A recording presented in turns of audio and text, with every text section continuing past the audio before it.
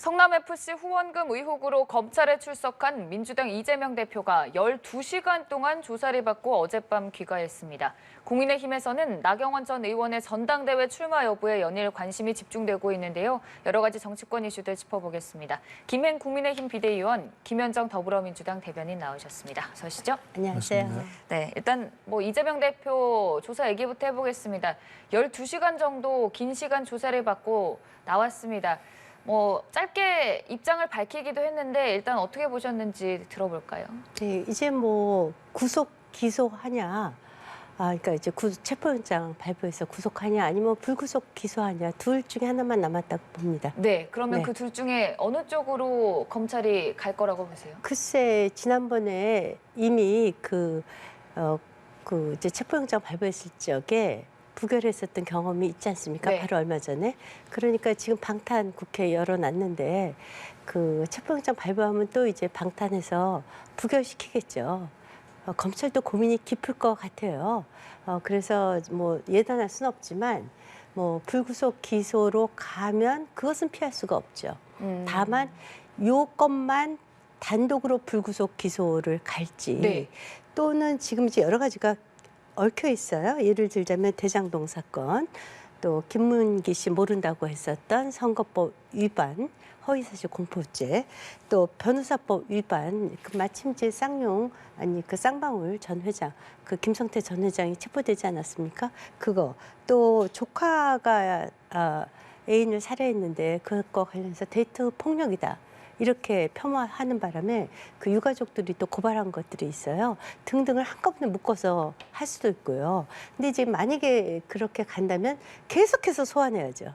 그러면 1년 내내 소환되겠죠. 네. 네. 그러면 한꺼번에 묶어서 가면은 검찰 입장에서도 계속 소환 조사라는 이 부담감을 안아야 될 텐데 그렇게 갈 거라고 보시는 거세요? 아니면 일단 단독으로 불구속 기소할 거라고 보시는 거세요? 검찰이 여러 가지 고민이 많을 것 같아요. 일단 169석이 철통 방어를 지키고 있지 않습니까? 물론 이제 그 안에서 이견은 좀 있는 것 같아요. 그러니까 체포영장 한번 때려서 만약에 부결하면 불구속 기소해야겠죠. 네. 일단 비대위원 말씀뿐만이 아니라 불구속 기소에 대한 전망이 많이 나오는 상황이거든요. 같은 생각이세요? 일단 어제 헌정사 최초로 네. 야당 대표를 소환 조사하는 일이 발생했어요. 얼마 전에 지난 작년 말이죠. 작년 말에 또 헌정사 최초로 야당 제1당 당사를 압수수색하는 일도 발생했는데 정말 그런 헌정이 유린되고 있는 민주주의가 퇴행되는 이런 것들을 보자니까 마음이 참 찹찹합니다. 이 건과 관련해서는 그동안 수차례 말씀드린 것처럼 이미 3년 동안 경찰에서 수사해서 무혐의 불송치 결정된 내용들을 정권이 바뀌면서 다시 거집어내서 없는 죄를 만들어낸 그런 내용이거든요. 성남 FC가 광고비를 유치한 것은 성남 FC 임직원들의 활동에 의해서 광고비를 유치한 것이고, 그다음에 성남시장으로서 20년 동안 방치되었던 부지를 용도 변경함으로 인해서 세수도 확대하고 또 일자리도 4,000명 이상 늘리고 그다음에 지역 상권도 활성화된, 그래서 오히려 지방자치의 모범 사례로 얘기되고 있는 이런 내용들 두 가지를 교묘하게 엮어서 제3자 뇌물로 이렇게 엮은 것인데요. 제3자 뇌물이 성립하려고 하면 부정한 청탁이 있어야 되고 대가성이 있어야 됩니다. 그런데 이재명 당시 성남시장은 두산건설 등 어떤 기업들한테도 부정한 청탁을 받은 사실이 없고 만난 사실도 없습니다. 그리고 또 제3자에게 뇌물을 공유하게 또는 약속하는 행위인데 제3자가 성남FC를 얘기하는 것인데 성남FC는 돈을 받은 뇌물을 받은 적이 없어요. 광고를 주고 광고비를 유치한 것입니다. 그렇기 때문에 제3자 뇌물로 이걸 엮는다는 것은 그 법리적인 논리로도 대단히 적합하지 않다, 이 말씀을 좀 드릴 수밖에 없고, 그리고 얼마 전에 이 정치 검찰의 이런 무모한 이런 정적 제거용 조작 수사로 인해서 오히려 지금 22개에 해당하는 시민 구단들이 광고랑 후원이 끊겨갖고 심각한 지금 재정난에 지금 봉착돼 있고요.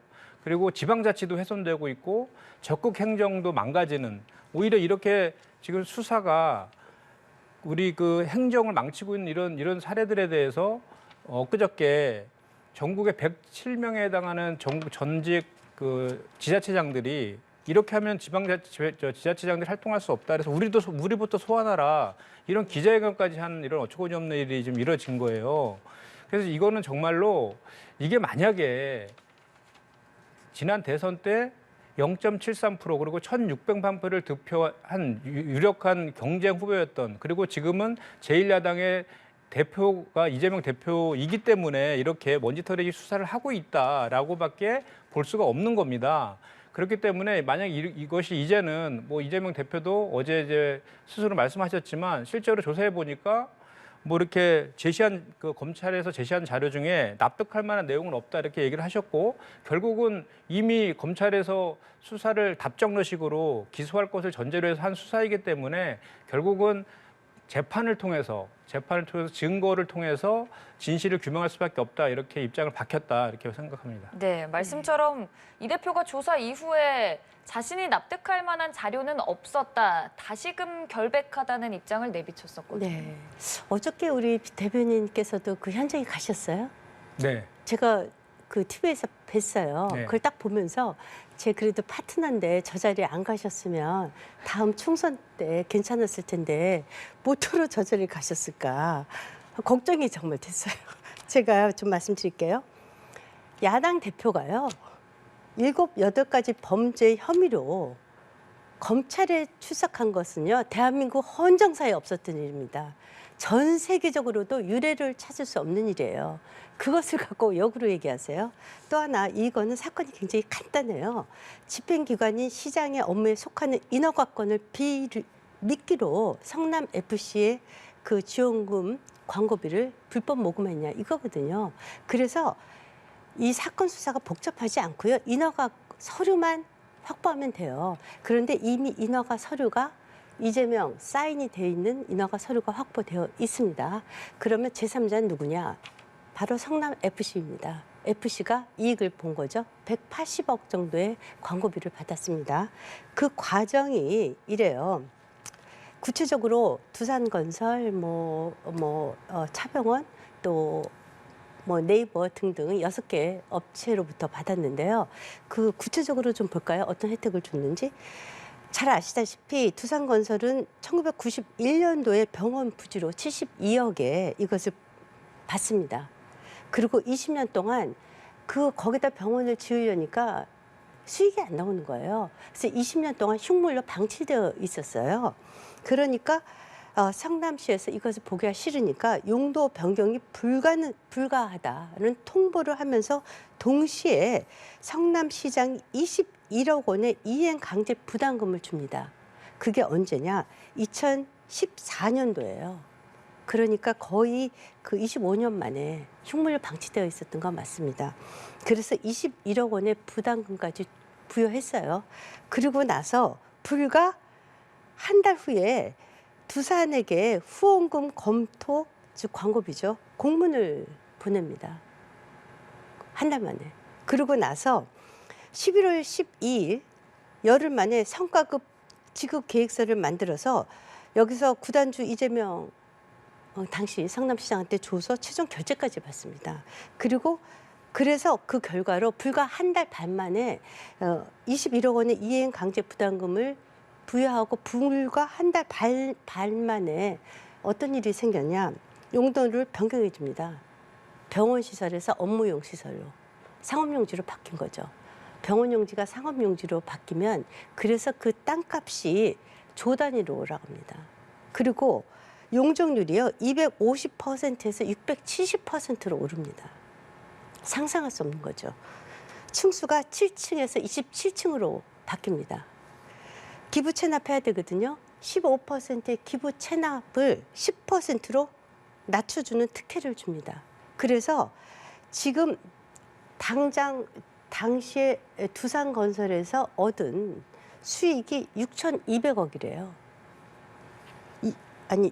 이렇게 어마어마한 그 이익을 봤는데 그것이 어떻게 한 달 반 만에 그래서 이게 인허가권 남용이라는 거예요. 인허가권 남용에 의한 배임 및 횡령이고요. 그래서 어저께 나왔습니다.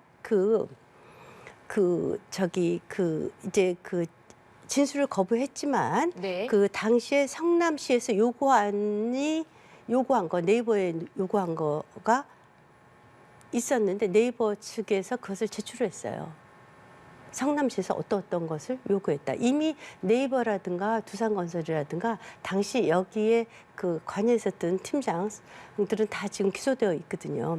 그랬더니 그걸 딱 보자마자 나 처음 봤다. 몰랐다. 이거 정진상이가 했나 보다. 아니 이게 말이 돼요? 이분은 김문기 몰랐다고 해요. 9박 10일 동안 호주 갔다 와서 정진상이 자기 오른팔이라고 했어요. 최측근이라고 김명하고 같이 이제 와서 또 정진상한테 털어버려요. 정진상이 그랬나 보다고. 어떻게 인간성이 이 정도로 말종일 수가 있어요? 이거 정말 이런 분이 정치 지도자였다는 거 믿을 수가 없습니다. 그리고 이미 이 사건이 복잡한 사건이 아니라니까요. 제3자 뇌물죄는 그것을 가장 큰 혜택을 본 사람이 누구예요? 이미 대법원에 판례가 있고 그 혜택으로 박근혜 대통령 탄핵시키고 문재인 대통령 되지 않았습니까? 본인이 이걸로 대통령 되셨어요. 그리고 없는 죄가 아니에요. 제3자, 즉 성남FC가 분명한 이익을 받거든요. 또 아까 말씀하시는데 민주당의 지자체 단체장들이 어저께 대거 올라와서 소환하라고 했대요. 저 그거 조사해야 된다고 생각을 해요. 그래서 지방의 부정부패 다 없애자는 거예요. 그래서 홍준표 대구시장이 지금 당당한 겁니다.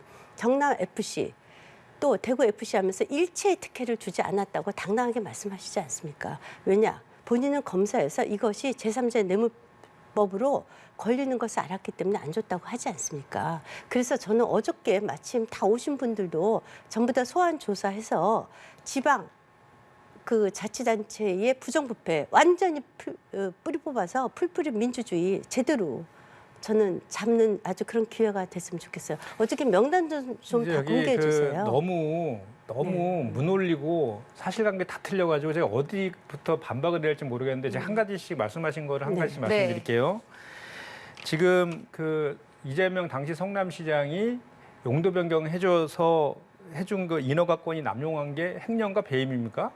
그거 아니죠. 이거 아니 잠깐만 인허가권 들어보세요. 남용해서 횡령과 배임 특징을 준 아니고 지금 제3자 뇌물죄로 지금 제3자가 기소한 거잖아요. 아니 저기 네. 소환한 거잖아요. 제가 그 말씀 사실 아니다는 걸 말씀드리고 또 하나는 모든 그 용도 변경과 용적률 변경에 관련된 인허가에 대한 최종 서명은 시장이 하는 거죠. 그럼 누가 합니까? 당연히 시장이 하는 거죠. 그 내용이 이제 그 불법이냐 아니냐가 문제인 것이고 그 다음에 중요한 것은요.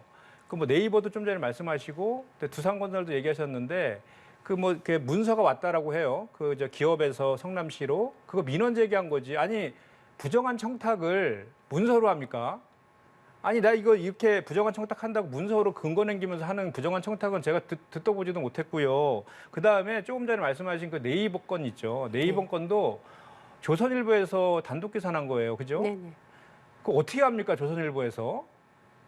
취재를 어제 열심히 했겠죠. 아니죠. 어제 네. 그 저기 검찰에서 조사받은 그런 내용들을 인용하면서 거기다가 기사가 났는데 명백한 피의 사실 공표입니다, 이거.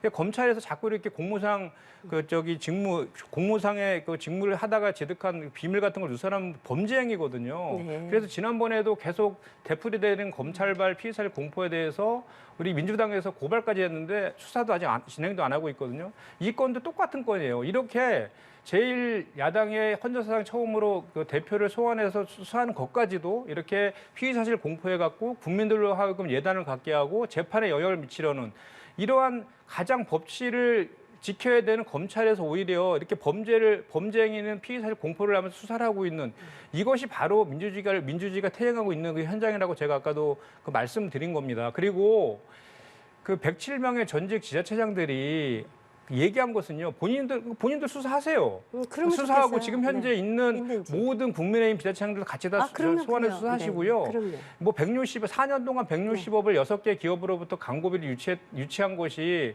무슨 특혜를 주고 이렇게 했다라고 갖다가 이제 주장하는 것인데 그렇게 따지면 경남 FC에도요. 그 4년 동안 200억을 그 후원했고요. 그다음에 두산건설에서도 대구 FC에도 2년 동안 40억을 후원했거든요. 그럼 이런 것들도 전부 다 조사해야죠. 그럼 같이 전부 다 지금 국민의힘과 관련된 지자체장들 아닙니까? 그리고 다 조사하십시오. 조사하고 그다음에 또 한 가지 얘기할 수밖에 없는 것이 우리가 과거에 독재 시대에 보면 항상 민주주의라는 이름으로 독재를 해왔습니다. 그리고 그 나치라든지 조선총독부도 그 법치라는 이름으로 국민들을 겁박해 왔어요. 그게 무슨 말이냐면 이 법치주의가 민주주의를 떠받드는 기둥인데 이 법치가 제대로 작동하지 않으면 그리고 선택적인 법치 그리고 공정하지 않게 법치가 작용이 되면 그것이 바로 민주주의 후퇴로 이어지는 거거든요. 근데 지금 현재 윤석열 검찰에서 하는 그 주장하고 있는 그 법치가 바로 그렇게 불공정한 법치이다라는 지적을 하지 않을 수가 없는 것이요. 왜 이렇게 그 이재명 대표와 그 가족들 그리고 측근들에 대해서 그리고 민주당 인사, 전 정부 인사에 대해서만 그렇게 그 칼같이 냉정하게 들이대고 또 윤석열 그 대통령과 그 김건희 여사 그리고 최은순 그 장모와 관련된 것은 왜 이렇게 증거가 차고 넘치는데도 수사 소환조차 하지 않느냐에 대한 지적에 대해서는 어떻게 설명할 것인지 묻지 않을 수 없고요.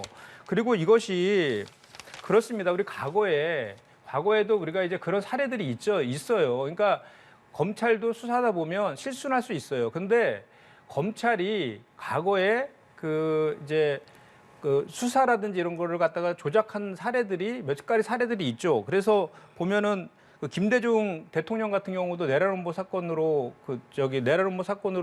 그 검찰에서 그렇게 한 적도 있고, 그 다음에 그 유호성 씨에 대한 간첩 조작 사건이라든지 뭐 김기훈 씨의 유서 대필 사건이라든지 이렇게 검찰의 조작된 거로 인해서 무고한 사람들이 그렇게 그 유죄 판결을 받은 그런 사례들이 있거든요. 그렇기 때문에 그런 가능성도 지금 배제할 수 없는 그런 상황이다라고 우리는 문제 제기를 하고 있는 것이고, 또 하나는 그 3년 동안 그 경찰에서 수사했어요. 그래서 그 무혐의로 불송치 된 것을 다시 이제 꺼내서 없는 죄를 만들어서 이게 소환하고 있는 이런 것인데, 그때 그 수원 지검에서 재수사 명령했을 때에도 다시 경찰에서 재수사해가지고도 그 5개 기업에 대해서는 무혐의로 또 불송치했는데도 불구하고 검찰에서 다시 또 재수사했어요. 그러니까 이것은 뭐냐면 이미 이재명 대표를 기소해야 되겠구나라는 답을 정해놓고 거기에 맞춰서 끼워 맞춰식 표적 수사를 했다라고밖에 우리는 생각할 수 없는 거죠. 그래서 이것은 결국은 야당 그 탄압이고 야당 파괴를 통해서 그 민주당을 부도덕한 집단으로 몰아서 다음 총선에서 지금 승리하려고 하는 그런 저희가 깔려 있다라고 저희는 계속해서 주장하고 있는 것입니다. 네, 아니 그 이재명 대표는 뭐 법치주의에서 벗어나는 분입니까? 그분은 치외법권적인 그 상황에 있는 분은 아니고요. 그리고 정확하게 말씀을 드리면요, 과거에 김대중 내란 음모 사건 독재 정권에 있었던 일입니다. 지금 그런 식의 독재가 통하지 않고요. 박근혜 대통령 제3제 뇌물죄 똑같은 제목으로 20년 선고받고 180억의 벌금을 내고 감옥에서 4년 9개월 계셨습니다. 그리고 탄핵되셨습니다.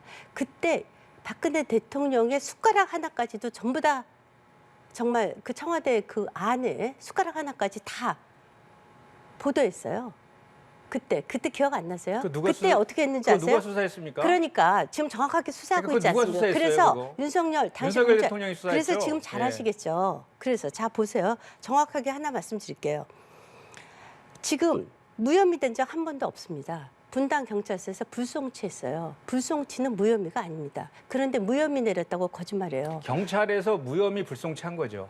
불송치했죠. 무혐의이기 때문에 불송치한 거죠. 경찰에서 제가 경찰서라고 얘기했잖아요. 경찰이죠. 이건 이래요. 당시 이 사건이 처음에 어떻게 됐냐? 이낙연계에서 다 나왔어요. 이낙연계, 전해철 씨 등등이 이것을 문제 삼았어요. 우리 당에서는 알지도 못했어요. 그래서 분당 경찰서에서 3년 3개월 동안 탈탈 털고 압수수색했다고 그랬는데 단 한 차례의 서면 조사만 있었습니다.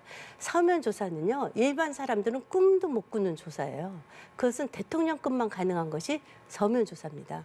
그런데 단 한 차례의 분당경찰서 서면 조사로 불송치했어요. 그것이 무죄는 아닙니다. 그래서 당시에 고발인이 다시 조사했어요. 다시 조사했더니 어떻게 됐냐? 너무나 잘 아시다시피 그때 친문 검사들이 똘똘 뭉쳐서 그 조사를 방해했습니다. 그러니까 그때 당시에 박하영 검사가 사표냈어요. 사표내니까 재수사 떨어진 겁니다. 언제 떨어졌냐? 문재인 정권에 떨어진 겁니다. 그리고 대구하고요. 대구하고 지금 경남. 사실을 말씀하시길래 잠깐만 제가 여기서 확인 네. 좀 할게요. 2022년 2월 달에 재수사가 떨어졌죠. 네. 그다음에 경찰에 재수사했어요. 네. 그래서 5개 기업에 대해서 무혐의 다시 불송치 결정했거든요. 그런데 갑자기 검찰에서 그래서 검찰로 넘어갔죠. 작년 10월 달에 네. 10월 달에 갑자기 다 없는 것까지 포함해서 다 압수수색해서 다시 또 수사한 거예요. 그러니까 결국은 검찰에서는 이재명 대표를 이거는 기소하겠다라고 이미 답을 정해놓고 재수사 조치도 했고 그 재수사를 했는데도 불구하고 무혐의 다시 불송치로 경찰에서 결정하니까 검찰에서 직접 또 다 수사한 거거든요. 그리고 이제 최근에 대장동 사건이 김만배 씨 그러니까 뭐 무혐의는 저것 때문에 아니고. 이렇게 좀 사건이 진척이자 지지부진해 하니까 갑자기 성남 FC 사건에 2주 동안에 관련된 사람들은 무차별적으로 불러다가 그 소환하고 조사하고 해서 이게 지금 그 이재명 대표 소환까지 이어진 거거든요. 이런 일련의 과정들도 보면은 이건 이미 답정너 이재명 기소 이게 답이 딱 정해져 있는 그 수사다라고 저희는 주장하고 있는 것입니다. 박근혜 대통령 때 어떻게 수사했었는지 기억 잘 하시죠?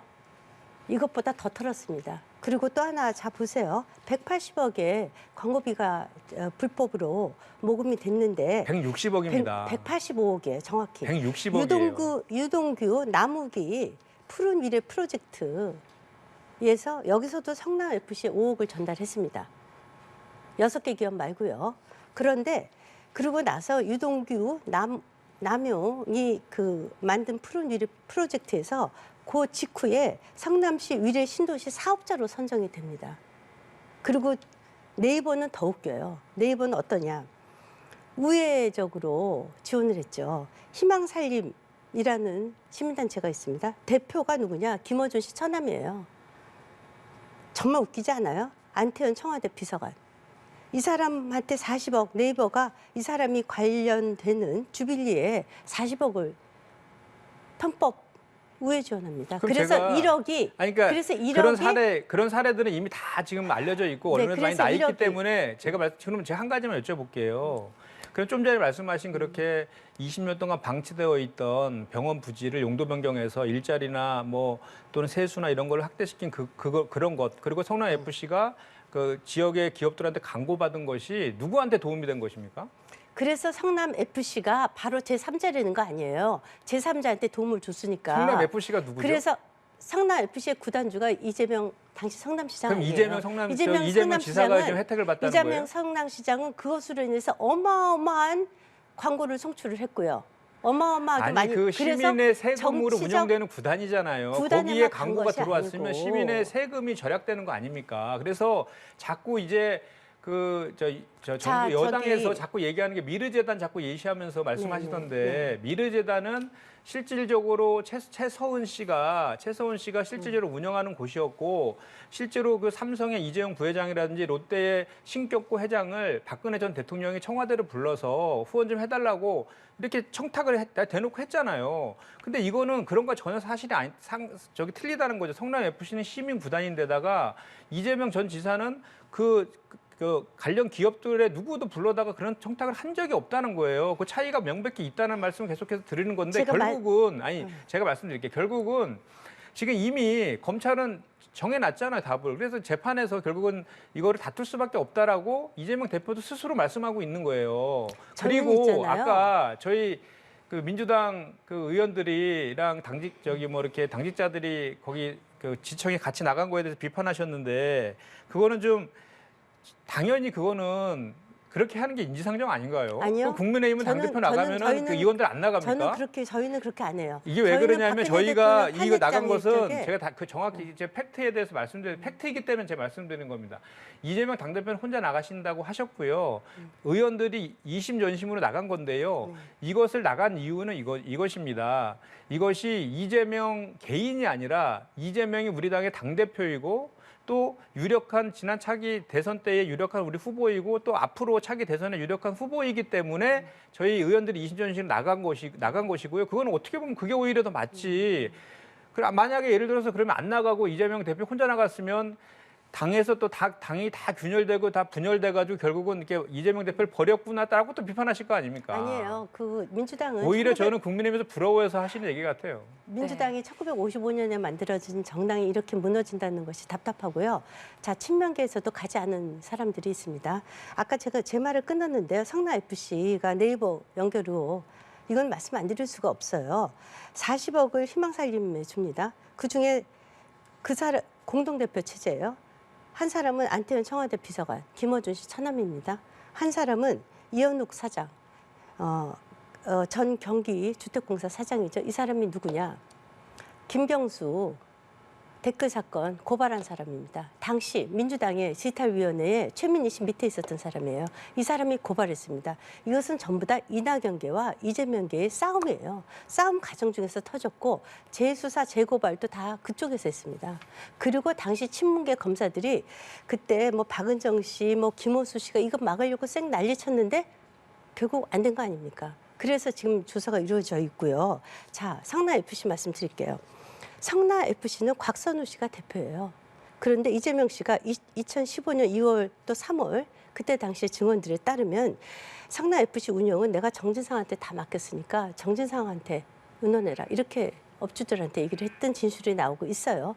그래서 당시에 성남FC의 실장들이 곽선우 대표를 빼고 정진상한테 다 보고했다는 거예요. 그리고 그 직후에 어떻게 바로바로 인허가가 다 이루어집니까? 우리가 보통 집 지을 때요, 아파트 질 지역에요, 단 0.5평도 못 늘려요. 아니, 어떻게 용적률 250%가 670%가 됩니까? 어떻게 7층짜리가 27층이 됩니까? 네. 어떻게 다- 기부 체납이 그거 15%에서 다 뭐 아는 내용들 10%로 계속 줍니까? 계속 되풀이하셔서 제가 그래서 좀 전에 저는 말씀하신 거에 대한 것만 제가 지적을 좀 해드릴게요. 그러니까 지금 그 여당의 논리는 이거 같아요. 그러니까 문재인 정부 때 한 수사는 다 잘못됐고 윤석열 정부에서 한 수사가 다 선이다 이런 이렇게 결론을 가지고 계속 얘기하시는 것 같은데 그런 논리라고 하면 그런 이렇게 해야 됩니다. 문재인 정부 때 수사가 미진했던 그래서 김건희 여사의 주가 조작을 제대로 수사하지 못했잖아요.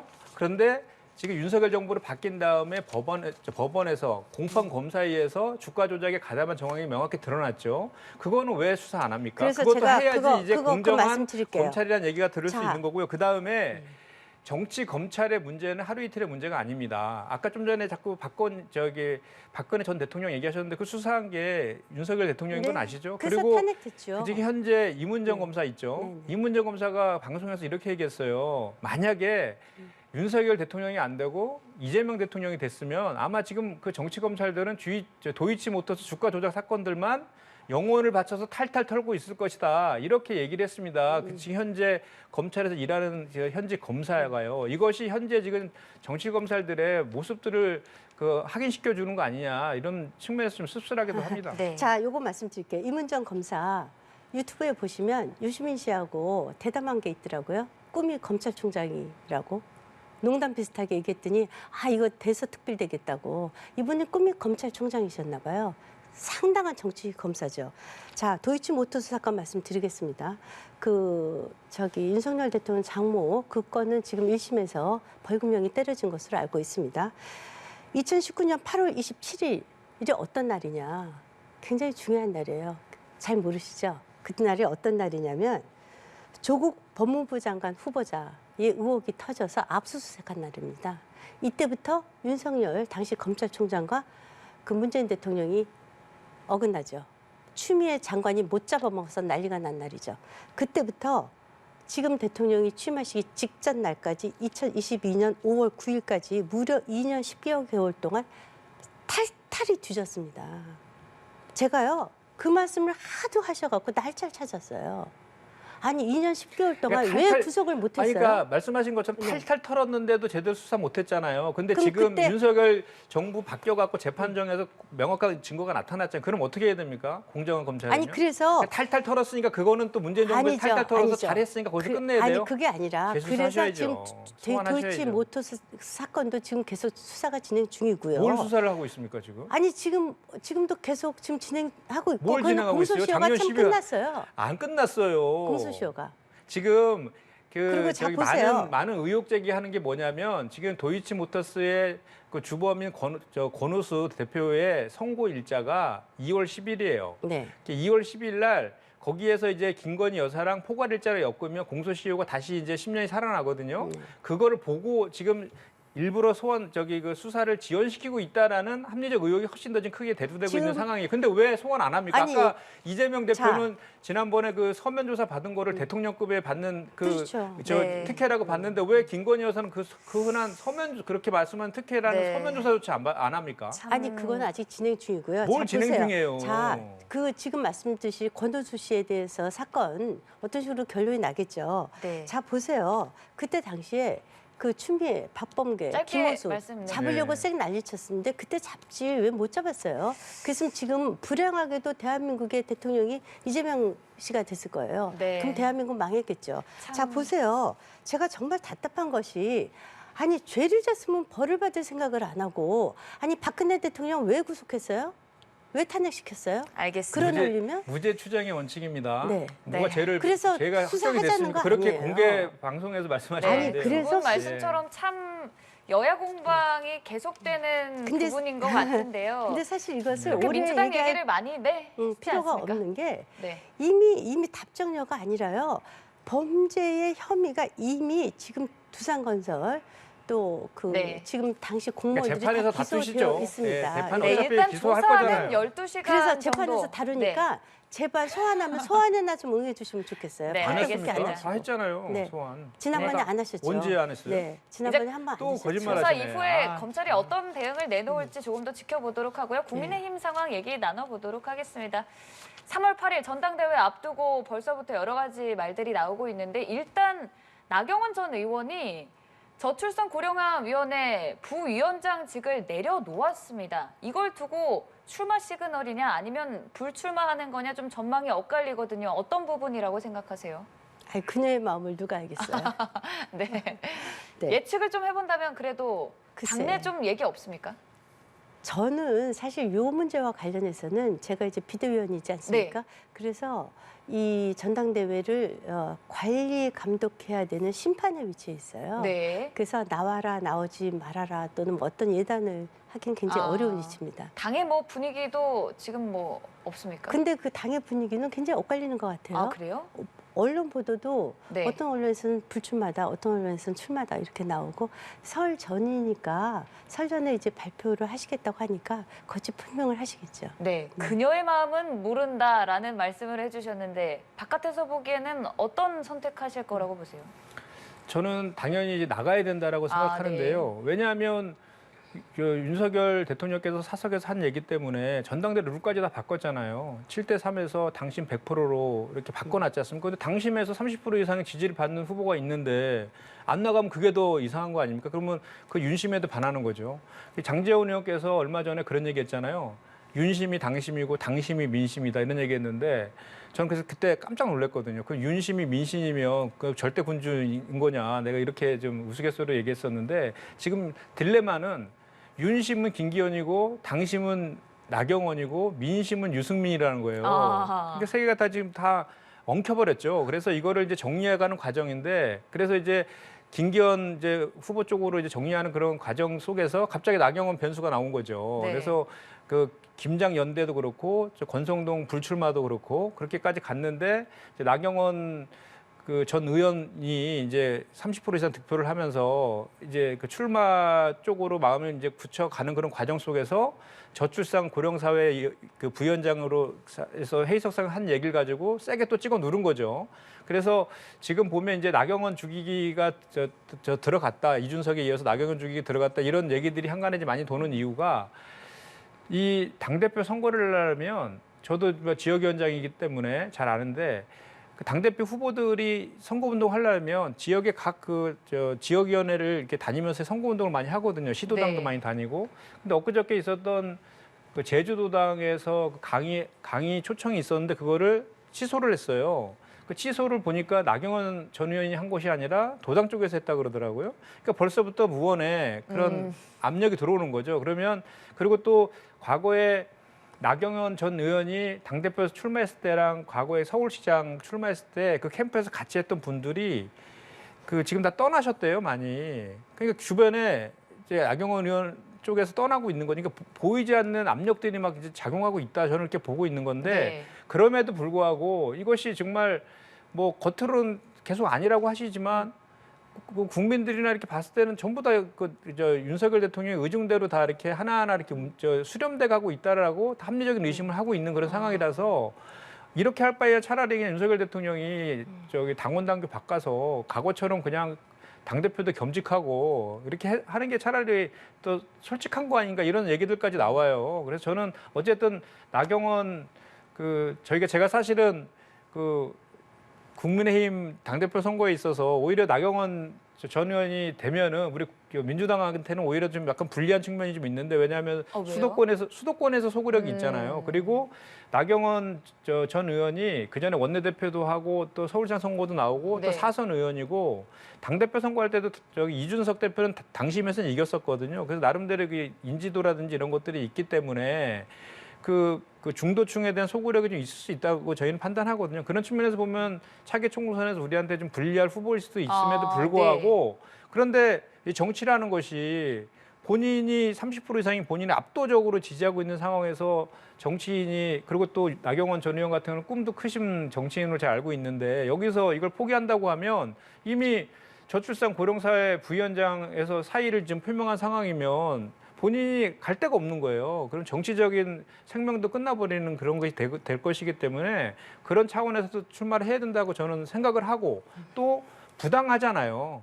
본인한테 출마하지 말라라고 다양한 방식으로 압력을 가하는 그것에 대해서 불복하는 그런 정치인이라고 하면 국민들한테도 그 신뢰받는 정치인의 이미지가 없어질 수 있기 때문이라도 저는 출마해야 된다 이렇게 생각합니다. 네, 윤심은 김기현, 당심은 나경원, 민심은 유승민 후보가 될 수 있는 유력 주자들에 대한 해석을 내주셨는데 여론조사 결과도 살펴보면 한길리서치 조사 아까 잠깐 보여드리기도 했지만 이게 좀 다른 결과를 나타냈습니다. 전체적으로 보면은 유승민 전 의원이 33.9%로 1위인데 당 내부 지지층으로 조사를 한 결과를 보면은 나경원 전 의원이 30.7% 그리고 유승민 전 의원이 3위로 14.6% 기록했거든요. 이렇게 좀 당심과 민심 차이가 있는 이유는 뭐라고 보세요? 글쎄 그 민심이라고 얘기하시는데 거기는 이제 민주당 지지자들이 많죠. 네. 이승민 후보의 경우에는 민주당 지지자들이 뭐 거의 60%가량 55에서 그러니까 그것은 뭐 전체 국민들은 뭐 그 절반이 지금 민주당 지지자들이니까 아마 역선택이라는 얘기가 그래서 나오지 않습니까? 당심에 있어서 나경원 전 의원이 높은 것은 맞습니다. 현재. 그것이 끝까지 유지가 될지는 잘 모르겠어요. 네. 그리고 이제 그 우리 당 지지자들 여론조사와 우리 당원들하고는 또 결이 좀 달라요. 그래서 우리 당원들의 상대로 한 여론조사는 없고요. 아까 말씀하시는데 글쎄 정치인들의 모든 행보는 본인의 선택입니다. 나경원 의원을 붙잡고 못 나오게 할 수 있는 사람은 아무도 없어요. 본인이 나오겠다면 나오는 거고 나오지 않는다면 본인이 선택하는 거지 어떻게 다리를 부러뜨려서 못 나오게 할 수는 없잖아요. 그리고 뭐 나경원 후보 옆에 지금 사람들이 다 떠나고 있다 뭐 이러는데 저는 이제 그 이재명 그 대표도 한 10분만 더 소환되면 다 떠날 거예요. 원래 정치는 그렇게 매정한 거예요. 또 이재명 대표 네, 그리고 소환하시네. 아니 왜냐면 제가 아까 저한테도 자꾸 거짓말 한다 그러는데 저한테 그렇게 인신모독적 발언은 안 해주셨으면 좋겠어요. 그래도 생방송인데 저도 그래도 우리 당의 비대위원으로서 이 자리에서 나와서 얘기를 하는 걸 열심히 설명하는 걸 거짓말했다고 이렇게 얘기하시지 마시고요. 그리고 이재명 대표 벌써 손절하시는 분들 있지 않습니까? 그럼 그분들은 다 봐버려서 손절해요? 모든 정치인들은 다 개개인으로 본인이 선택합니다. 나경원 후보를 돕는 사람들도 있어요, 지금. 왜냐하면 그분이 시대정신이라고 생각하는 사람들도 있고 또 김변 그 대표가 더 뛰어나다고 생각하는 분도 계시고 또 안철수를 그 후보를 지지하시는 분들도 계세요. 다 본인들의 정치적 선택입니다. 그리고 다만 제가 정말 이 말씀은 아무리 해도 지금 먹히지가 않는데 룰 바꿀 때요. 저희 비대위에서 결정했어요. 한 번도 대통령실로부터 전화 안 받았습니다. 그리고 오히려 그때는 9대1, 8대2, 7대3이 이렇게 했었어요. 근데 저희가 당원이 80만에서 100만이 된다는 것을 보고를 받고 저희가 그 참 부끄러운 역사인데 2002년도에 이회창 당시 그 당대표의 차떼기가 터지지 않았습니까? 그때 박근혜 그 비상대책위원장이 당사를 다 헌납하고 연수원 다 헌납하고 그리고 민심을 받겠다 해서 당심에다가 민심 30% 갖고 왔었던 거예요. 저희의 정말 아프고 부끄러운 역사입니다. 그런데 이제 당원이 100만쯤 되니까 당원들한테 당의 권리를 다 돌려주자. 맨날 필요할 때만 부르지 말고. 그래서 저희가 이 얘기도 했어요. 당시 민주당은 이재명 대표가 뽑히기 전까지만 해도 9대 1이었어요. 당심 9. 그래서 당원을 100으로 가자. 이거 정말 비대위에서 결정한 거고요. 이번에 저기 나경원 대표와 관련돼서 업무와 관련돼서 청와대에서 아니 용화대에서 대통령실에서 좀 얘기가 있었죠. 저는 똑같이 이 얘기는 드리고 싶어요. 정무직 공무원 해봤고요. 또 정부직 공무원도 해봤고요. 당직도 해봤습니다. 네네, 알겠습니다. 이것의 차이가 있어요. 알겠습니다. 저도- 지금까지 저도 마지막으로 말씀하신 팩트가 아니라서 한 가지만 얘기가 끝낼게요. 그 이재명 대표 손절하는 민주당 의원들 없다는 말씀 네, 드리겠습니다. 알겠습니다. 아, 그러세요? 김현정 네. 대변인 김행 비대위원과 함께했습니다. 고맙습니다.